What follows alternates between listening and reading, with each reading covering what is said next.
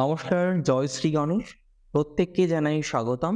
আলোচনা করছি ২০২৪ সালের এপ্রিল মাসের রাশিফল। ৩০টা দিনের একটি মাস কতটা ভালো যেতে পারে? দেখুন, দীর্ঘমেয়াদী আলোচনা তো আমরা বেশ কিছু ক্ষেত্রেই করলাম। বৃহস্পতির সঞ্চার, যদিও বৃহস্পতির নক্ষত্র ভিত্তিক আলোচনাও আমরা পরবর্তীকালে করব। কিন্তু একটা জিনিস কিন্তু ভাবতে হবে যে প্রত্যেকটি মাসকে যদি গুরুত্বপূর্ণ করে তুলতে হয়, তাহলে প্রত্যেকটি মাসের যে ইভেন্টগুলো সেটিকে ভালোভাবে রিয়েলাইজ করতে হবে। আমরা কি দেখছি, মেষ রাশির জাতক জাতিকাদের জন্য ২০২৪-এর এপ্রিল মাস কিন্তু যথেষ্ট একটা সিগনিফিকেন্স বহন করে চলেছে। কেন? কারণ একটা বছর পরে, ১২ মাসের পরে রবি গ্রহ পুনরায় অবস্থান করতে চলেছেন এই রাশিটিতে, মানে মেষ রাশিটিতে। এবং রাশিতে রবির অবস্থানে সেটি আদতেও পজিটিভ দিকে যাবে না শুধুমাত্র আড়ম্বরতা বৃদ্ধিপ্রাপ্ত করবে, এটি যেমন একটি ভাবার বিষয়। দ্বিতীয় যেটি ভাবার বিষয়, একটি সিঙ্গেল মাসে আমরা রবি, রাহু, বুধ, শুক্র, ইভেন মঙ্গল, এই যে ৫টি গ্রহ, সেই ৫টি গ্রহকে কিন্তু দ্বাদশের কানেকশন করতে দেখব। এটি কিন্তু অত্যাধিক গুরুত্বপূর্ণ একটি বিষয়। দ্বাদশ মানেই যে শুধুমাত্র ব্যয়, দ্বাদশ মানেই যে শুধুমাত্র ত্যাগ বা হসপিটাল বা ফরেন কান্ট্রি, সেটি কিন্তু নয়। দ্বাদশ মানে কিন্তু ইনভেস্টমেন্টও। দ্বাদশ মানে কিন্তু আরো বেশ কিছু বিষয়কে রিপ্রেজেন্ট করে, যেগুলো আমাদের জানার প্রচেষ্টা আজকের অনুষ্ঠানে থাকবে। সবার প্রথমে হেলথ নিয়ে একটা বিষয় বুঝে নিই। মেষ রাশির জাতক জাতিকাদের ২০২৪ সালের এপ্রিল মাসের স্বাস্থ্যক্ষেত্র কিন্তু ধরনের আমরা পাবো, বা দু ধরনের প্রভাব আমরা পাবো। প্রথমত যে প্রভাবটা আমরা পেতে চলেছি, সেটি প্রথম অর্ধে, মানে ১৩ তারিখ ১৪ তারিখ পর্যন্ত, সেই প্রভাব কিন্তু হেলথের রেসপেক্টে তেমন পজিটিভ নয়। উপরন্তু দেখা যাবে এই সময় স্বাস্থ্যজনিত কিছু চিন্তার উদ্রেক হতে পারে। না, এটি ডেফিনেটলি নয় যে এই সময়টা এক্সট্রিম নেগেটিভ, তবে এই সময় একটু সতর্কতা আমাদের গ্রহণ করতে হবে। আমি যখন বিগত সময়ে ১৫ তারিখ থেকে ১৫ তারিখের রাশিফল আপলোড করেছি, তখনও আপনাদের সাথে শেয়ার করেছি যে রাশির অধিপতির শনির সাথে অবস্থান, এটি কিন্তু একটু চিন্তার। যদিও একাদশভাবে এই কম্বিনেশনটা তৈরি হয়েছে, এক্সট্রিম নেগেটিভ আমরা এক্সপেক্ট করছি না। তবে এই সময়টিতে কিন্তু একটু সচেতনতা এবং সাবধানতা উভয়ই গ্রহণ করতে হবে মেষ রাশির জাতক জাতিকাদের। ১৩ তারিখ নাগাদ যখনই রবির প্রবেশ হবে রাশিতে, কিছুটা হলেও সেফটির জায়গা কিন্তু চলে আসছে। অর্থাৎ এক্ষেত্রে বলবো, মেষ রাশিতে রবির তুঙ্গ হওয়ার সাথে সাথে আমরা লক্ষ্য করতে পারবো আপনাদের হেলথের ক্ষেত্রে পজিটিভিটির মাত্রাটাও বৃদ্ধিপ্রাপ্ত হবে। এবং সাডেন যে সমস্যার কারণে আমরা প্রায় অনেকেই চিন্তিত বা অনেকেই ভাবিত রয়েছি, সেই চিন্তা বা সেই ভাবনা কিন্তু ধীরে ধীরে ডিটোরিয়েট করবে, মানে আস্তে আস্তে চিন্তা ভাবনাটা কমবে, সেটি আমি বলার চেষ্টা করছি। আবার ২৩শে এপ্রিলের পরে যখন মঙ্গল দ্বাদশে প্রবেশ করবে, তখন কিন্তু ফ্যাটাল যে টেন্ডেন্সিটা ছিল, হঠাৎ করে একটা সমস্যা, একটা দুর্ঘটনার টেনশন যাদের ছিল, সেই জায়গাটা কিন্তু অনেকটাই কমে যাবে। তবে দ্বাদশে যখনই মঙ্গল প্রবেশ করবে, হেলথ রিলেটেড ম্যাটারে কিছু ব্যয় বৃদ্ধিপ্রাপ্ত হতে পারে। এবং এই ব্যয়, আমি যেটা প্রথমেই বলছিলাম, ব্যয় মানে শুধু নেগেটিভ নয়, এটি আপনাকে স্বাস্থ্যকে রিকভার করানোর জন্য ব্যয়। এই কম্বিনেশনটা আমরা কিন্তু এপ্রিল মাসের শেষের অর্ধে লক্ষ্য করতে পারবো, যে আপনার হেলথের রেসপেক্টে কিছু খরচ আপনাকে করতে হলো, যে খরচ কিন্তু আপনার জন্য গঠনমূলক। অর্থাৎ আল্টিমেটলি সেটি আপনাকে স্বাস্থ্য সংক্রান্ত বিষয়ে ধনাত্মকতা দেবে। একই সাথে আমি আরো ৩টি প্রেডিকশন রাখবো। প্রথম, যাদের পিতার সাথে অশান্তির জায়গা চরমে রয়েছে, এবং এপ্রিল মাসের হয়তো প্রথম দিকে আপনারা পিতার সাথে অশান্তির জায়গা ফেস করবেন, কিন্তু এটুকু জেনে রাখুন, এপ্রিল মাসের দ্বিতীয় অর্ধ, ১৫ তারিখের থেকে যে সিচুয়েশন থাকবে, যাদের পিতার সাথে সম্পর্ক নেই, ইভেন মুখ দেখা দেখি নেই, এরকম নানা রকমের জটিলতা তৈরি হয়েছে, তাদের ক্ষেত্রেও কিন্তু পিতার সাথে সম্পর্ক ইমপ্রুভ করবে এবং পজিটিভ দিকে যাওয়ার মতো অবকাশ থাকছে। এবং একই সাথে আমি বলে রাখি, যাদের পিতার সম্পত্তি নিয়ে একটা জটিলতার জায়গা আসছে, আপনি বারংবার চেষ্টা করছেন পিতার সম্পত্তির জায়গাটাকে ঠিক করতে, পিতৃব্যদের সম্পত্তির জায়গাটাকে ঠিক করতে, কিন্তু কোনো একটা অজ্ঞাত কারণবশত সেটা হচ্ছে না। আমি মনে করি এই ধরনের বিষয়বস্তুর ক্ষেত্রে ধনাত্মকতার মাত্রাটা কিন্তু অনেকাংশে বৃদ্ধিপ্রাপ্ত হবে মেষ রাশির জাতক জাতিকাদের। সিগনিফিকেন্টলি মেষ রাশির জাতক জাতিকাদের আমরা আরেকটি বিষয় কিন্তু এখানে অনুধাবন করতে পারবো, সেটি হচ্ছে অবশ্যই যাদের গুরুজনদের সাথে সম্পর্ক হানি হয়ে গিয়েছে, তাদের ক্ষেত্রে কিন্তু ধনাত্মকতার জায়গাটা অনেকটা বৃদ্ধিপ্রাপ্ত হবে। এবং গুরুজনদের সাথে সম্পর্ক অনেক ক্ষেত্রে আমরা দেখব প্রতিস্থাপন হচ্ছে, মানে পজিটিভ দিকে যাচ্ছে, এক কথায় যদি বলতে হয় সেটি কিন্তু হবে। আমরা অর্থ নিয়ে যদি কথা বলি তাহলে দুটো বিষয় অর্থনৈতিক ক্ষেত্রে প্রযোজ্য। প্রথম বিষয় কি, আপনাদের অর্থনৈতিক ক্ষেত্রের যে অবস্থা বা প্রভাব এই মাসে আমরা দু রকম পাচ্ছি। প্রথম অর্ধে একরকম পাচ্ছি, দ্বিতীয় অর্ধে একরকম পাচ্ছি। তবে এটুকু আপনাদের বলতে পারি, কিছু ইনভেস্ট এই মাসে কিন্তু আপনাদের হবে। এমনিতেও মেষ রাশি জাতক জাতিকারা আপনারা জানেন একটু র্যাশ ইনভেস্টমেন্ট করতে পছন্দ করেন, একটু খরচ করতে পছন্দ করেন। তো খরচ করার টেন্ডেন্সি দেখতে পাচ্ছি, বেশ কিছু ক্ষেত্রে ভুল বিনিয়োগও দেখতে পাচ্ছি। তবে যদি বিনিয়োগটাকে একটু কন্ট্রোল করতে পারেন, ওভারঅল খুব নেগেটিভ কম্বিনেশন আপনার আসবে না। উপরন্তু আমি মনে করি যে 15 তারিখ থেকে 27-28 তারিখ পর্যন্ত যে সিচুয়েশনটা থাকবে সেটি আপনার অর্থনৈতিক ক্ষেত্রে ফ্লারিশ করতেই সাহায্য করবে। যদি কোনো রকম প্রমোশন, ইনক্রিমেন্ট এই ধরনের কথাবার্তা চলে এবং সেটির ফলাফল যদি 15 তারিখ থেকে 28 তারিখের মধ্যে আসে বা ফলাফল প্রকাশিত হয়, তাহলে দেখবেন আপনার নামটি জ্বলজ্বল করছে। যদি তার আগে বা পরে হয়, সেক্ষেত্রে হয়তো একটু অসুবিধাজনক পরিস্থিতি তৈরি হতে পারে। একটা কথা আপনাদের বলি, এডুকেশন রিলেটেড ম্যাটারে মেষ রাশি জাতক জাতিকারা প্রচুর ইনভেস্টমেন্ট করছেন এবং এমন ইনভেস্টমেন্ট করছেন সেই পড়াটাকে বা সেই এডুকেশনটাকে বা সেই সার্টিফিকেট কোর্সটাকে কমপ্লিট করতে পারছেন না। একটা ইনভেস্টমেন্ট করে বসে থাকলেন, 50,000, 1 লক্ষ, 2 লক্ষ টাকা বসিয়ে রাখলেন, কিন্তু আপনি যে স্কিলটা ডেভেলপমেন্ট করবেন সেটা হচ্ছে না। এবং আমি মনে করি রবির রাশিতে প্রবেশ এক্ষেত্রে কিন্তু আপনাদের অনেকটা ধনাত্মক ফলাফল দেবে এবং সিগনিফিকেন্টলি লক্ষ্য করা যাবে রবি যখনই আপনার রাশিতে আসবে, আপনার পার্সোনালিটি, আপনার যশ, আপনার বেটার কিছু করার মানসিকতা, স্কিল ডেভেলপমেন্টের টেন্ডেন্সি এগুলো কিন্তু বৃদ্ধিপ্রাপ্ত হবে। অ্যাকচুয়ালি এখন আমি যদি মেষের কন্ডিশনটাকে একটু আপনাদের উদাহরণ দিয়ে বোঝানোর চেষ্টা করি, তাহলে হচ্ছে আপনি বর্তমানে আপনার অফিসের সেই মানুষটি যিনি সব কাজে আছেন কিন্তু যার কোনো স্ট্যাটাস, যার কোনো আ মর্যাদাপূর্ণ একটা অবস্থান এখনো পর্যন্ত তৈরি হয়নি। আপনি সেই মানুষ যার সোসাইটিতে প্রচুর সম্মান, কিন্তু মান আছে, মানি নেই, বা বলা যেতে পারে বিষয়টা হচ্ছে যে আপনাকে সেই পদটা এখনো পর্যন্ত দেওয়া হয়নি, যেটির কামনা বা বাসনা করে আপনি বসে আছেন। আপনি আশা রাখেন সেই পদটা আপনি প্রাপ্ত করবেন, কিন্তু ইনসিডেন্টলি সেটি এখনো পর্যন্ত করতে পারেননি। আমি মনে করি এই ধরনের বিষয়বস্তুর ক্ষেত্রে যদি রাশিটি আপনার মেষ হয়ে থাকে, পজিটিভিটি বাড়বে। পলিটিক্সের ক্ষেত্রে পজিটিভিটি প্রভূত পরিমাণে বাড়বে মেষ রাশির জাতক জাতিকাদের। এবং আমি মনে করি এপ্রিলের 13 তারিখ থেকে 30 তারিখ পর্যন্ত এই যে 18টা দিনের সময়কাল, এটি কিন্তু মেষ রাশির জাতক জাতিকাদের জন্য যথেষ্ট ধনাত্মক।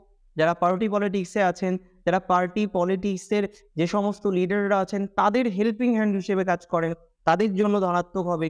এবং সিগনিফিকেন্টলি লক্ষ্য করবেন এই সমন্বয় আপনাকে ফ্লারিশ করতে অনেকটা বেশি সহায়তা করবে। দেখুন, প্রবলেম আমাদের জীবনে আসবে, এটা একদম কনফার্ম এবং স্বাভাবিক ঘটনা। কিন্তু প্রত্যেকটি প্রবলেমের সলিউশন আমাদেরকে করে নিতে হয়।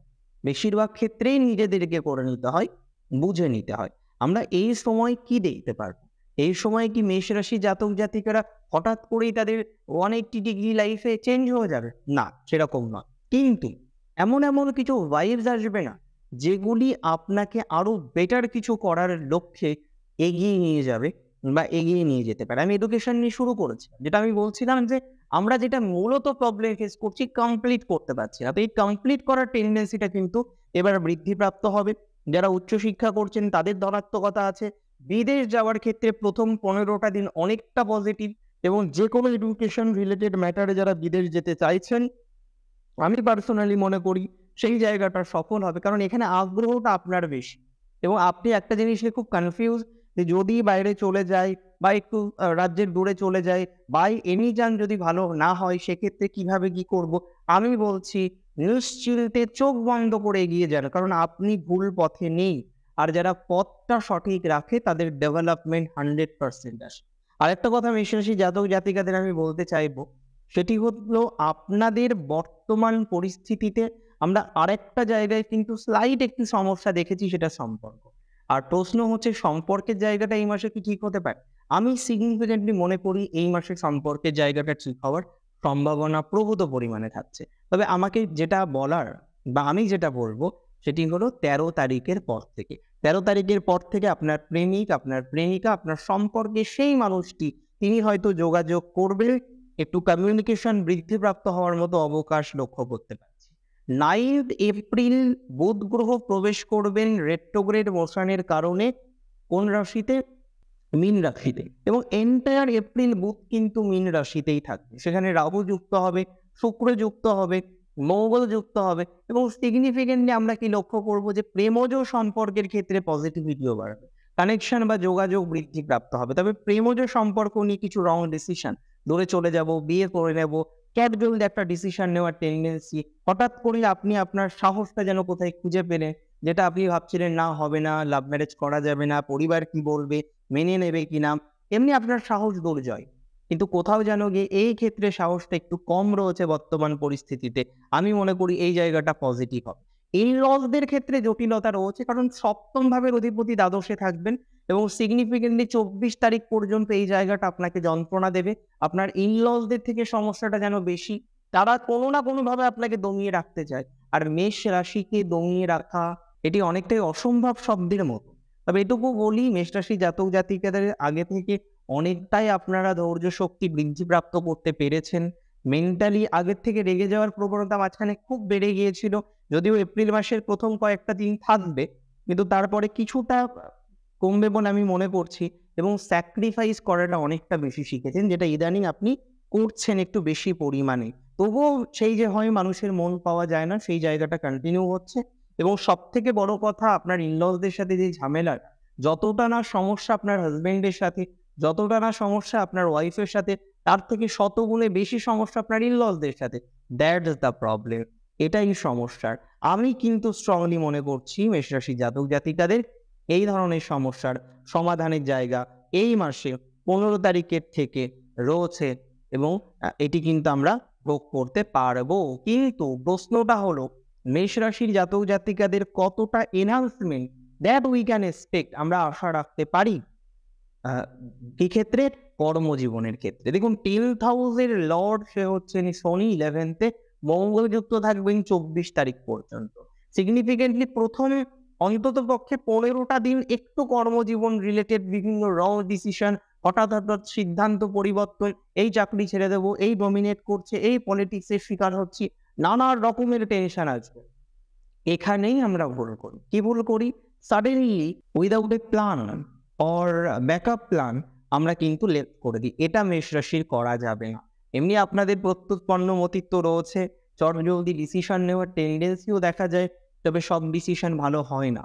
সো আমি এখানে বলবো না যে হঠাৎ করেই আপনার জব ছেড়ে দিতে, হঠাৎ করেই লেফট করে দিতে উইদাউট এ ব্যাকআপ প্ল্যান, সেটা মোটেই করা যাবে না যদি রাশিটি আপনার মিস হয়ে থাকে। আমি আপনাকে পরামর্শ দিচ্ছি যে এই মুহূর্তে অন্তত প্রথম 20 দিনের মধ্যে কোনো রকম চেঞ্জ করবেন না, or don't take any decision regarding change related to job. So এখানে দাঁড়িয়ে আমার মনে হয় এটা আপনারা করবেন না, এটা আপনাদের জন্য সুবিধাজনক হবে।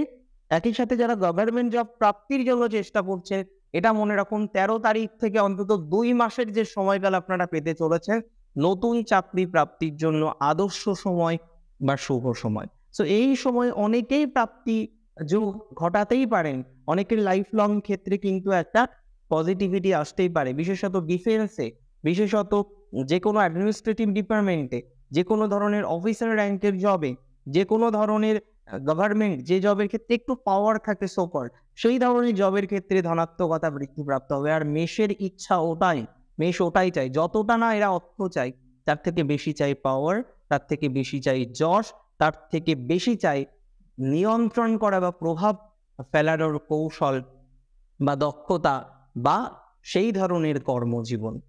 একঘেয়েমি জীবন এদের পছন্দ নয়। মেষ চাই দুর্বার স্বাধীনতা, কিন্তু সেই স্বাধীনতা কিন্তু শালীন, এটা মাথায় রাখতে হবে।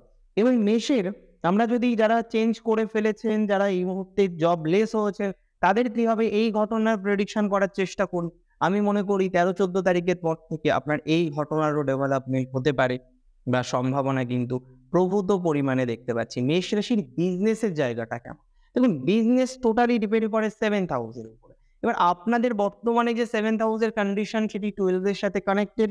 মোটামুটি 23 তারিখ 24 তারিখ পর্যন্ত এই ভাইবস থাকবে, কিন্তু তারপরেও রবি যুক্ত হবে, সোকল্ড একটা দারিদ্র যোগ তৈরি হবে। যাদের বার্থ চার্টে দারিদ্র যোগ নেই, তাদের কোনো টেনশন নেই। যাদের জন্মছকে রবি শুক্র একত্রে বসে নেই তাদের এই সঞ্চার নিয়ে কোনো নেগেটিভিটি আসবে না। যাদের জন্মছকে শনি মঙ্গলের সংযোগ নেই তাদের এই ট্রানজিট, যেটি শনি মঙ্গলের আমরা এপ্রিল মাসের প্রথম কয়েকটা দিন দেখতে পারবো, কোনো রকম টেনশন নেওয়ার দরকার নেই। এটি কিন্তু মাথায় রাখতে হবে এবং আমার মনে হয় এটি মাথায় রাখলেই আপনাদের জন্য শুভ হতে পারে, আপনাদের জন্য শুভ হবে। সিগনিফিকেন্টলি এর পরে একটা বিষয় আমরা বুঝে নিই, যারা ব্যবসা করছেন বর্তমানে বিভিন্ন রকম ব্যবসা আছে, বেশ কিছু ব্যবসার ক্ষেত্রে আমরা ধনাত্মকতা বৃদ্ধিপ্রাপ্ত হতে দেখব। ইলেকট্রনিক্স গুডস পজিটিভ হবে, যে কোনো ধরনের মোবাইল রিলেটেড ম্যাটার মানে ইলেকট্রনিক গুডস এর মধ্যে পজিটিভ হবে। মেকআপ পজিটিভ দিকে যাবে। কবে থেকে যাবে? 16 তারিখ 17 তারিখের পর থেকে অলমোস্ট 20 তারিখের পরে ব্যবসার জায়গাটা আমি পজিটিভ দেখব। অন্তত এক সপ্তাহ বেশ পজিটিভ দিকে যাওয়ার পসিবিলিটিস কিন্তু লক্ষ্য করতে পারছি। এবং যারা যুক্ত রয়েছেন যে কোনো ধরনের কার মানে গাড়ি সংক্রান্ত ম্যাটারের সাথে, ভেহিকেলের বিজনেস করছেন, ট্রান্সপোর্টেশনের বিজনেস করছেন, তাদের ধনাত্মকতা বাড়বে। গার্মেন্টস কিছু কিছু ক্ষেত্রে পজিটিভ হতে পারে।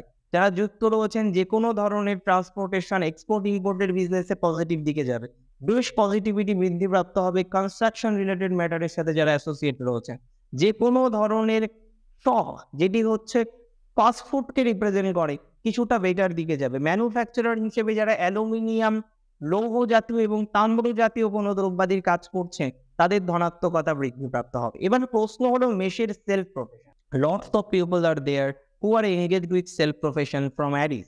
এখন প্রশ্ন হলো অ্যারিজের এই যে জাতক জাতিকারা রয়েছেন তারা কি বর্তমানে সেলফ প্রফেশনটাকে অনেকটা এনহান্স করতে পারবেন? উত্তর যদি আপনি এক কথায় চান, আমি এক কথায় উত্তর দেব, ইয়েস। অ্যারিজের ক্ষেত্রে সেই অ্যাবিলিটি রয়েছে।